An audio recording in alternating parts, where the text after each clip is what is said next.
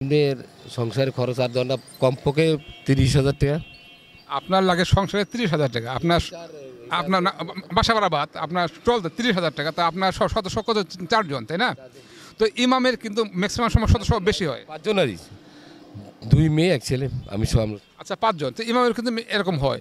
তো ইমামের 6,000 টাকা কীভাবে চলে, আপনার কি মনে হয়? মানে আপনারা কীভাবে তাকে 6,000 টাকা দেন? আপনার বিবেকের কাছে প্রশ্ন যে আপনার বিবেকটা এমন কেন? আসলে আমার খেয়াল হচ্ছে ইমামদের বেতন কমপক্ষে একটা বাংলাদেশের একটা ফার্স্ট ক্লাস অফিসারের যে বেতন, এই বেতন হওয়া দরকার।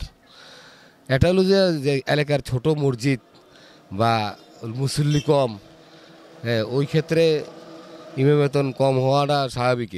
কারণ মুসল্লিও কম, মসজিদও ছোটো, এলাকা গরিব এলাকা।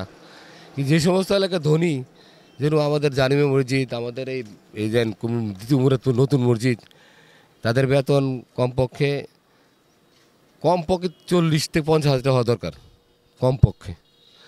আর আমার মনের একটা ইচ্ছা বাংলাদেশ সরকার থেকে প্রত্যেক মসজিদের, বড় জামে মসজিদ এবং মসজিদের বেতন এলাকার মানুষের পাশাপাশি সরকার ওদের ওই বিভিন্ন স্কুল আছে না, স্কুল হাই স্কুল, যেরকম এমপিভুক্ত স্কুলগুলো দিয়ে সরকার থেকে কিছু পায় আর স্কুল থেকে কিছু পায়।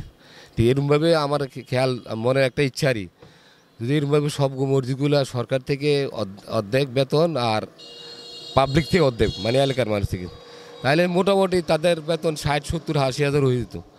এটা কিন্তু আপনার অনেক দূরের পরিকল্পনা, আপনার অনেক দূরের আশা। কিন্তু আমার প্রশ্ন হচ্ছে, আপনার যে সমাজে 15,000 টাকা বাসা ভাড়া দেন, আপনাদের 30,000 টাকা লাগে, আপনারা কীভাবে এইভাবে বেতন 6,000 টাকা দেন? এটা আমার বুঝে আসে না, আমাকে একটু বোঝান এই বিষয়ে।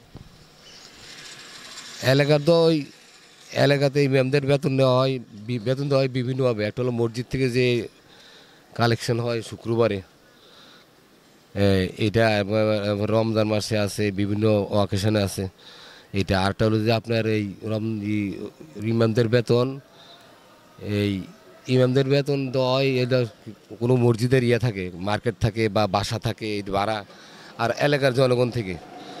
তো আমার মতে সব মিলিয়ে বা যে মসজিদের আয় বেশি, ও মসজিদের বেতনও বেশি দেওয়া দরকার।